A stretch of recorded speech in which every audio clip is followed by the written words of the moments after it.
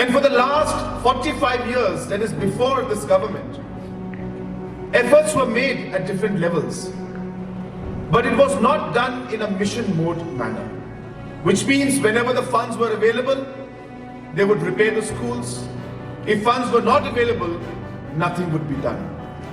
But when we came into the government in 2018, we made it a point that we will make funds available for us.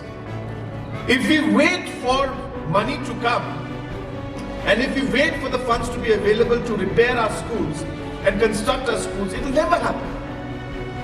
It will never happen. So we must go with a mission. We must go with a priority. We must go with a goal saying that we will do it. No matter what the challenge is, no matter what the difficulty is, school buildings are important.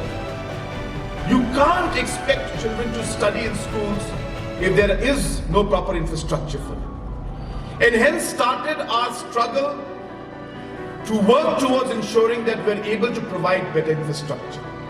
And I'm so happy to tell you that many such buildings have come up throughout the state. This is just one of them, but definitely one of the fastest buildings, I must tell you. One of the fastest. But like this, many other schools. In fact, all the higher secondary schools in the state today have received funds now to have a new building. All the government higher secondary schools.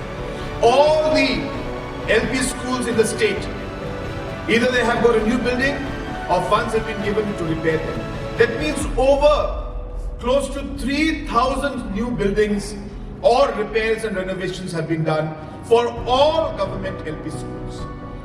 Apart from that, new buildings have come up for all the colleges that did not have buildings. So in the last 5 years, a huge amount of funds has been organized and mobilized to ensure that we're able to provide such infrastructure to our children, especially in the rural areas. And I'm happy to see that this is having a positive impact, and I'm sure that this will really change to a large extent the future of our children.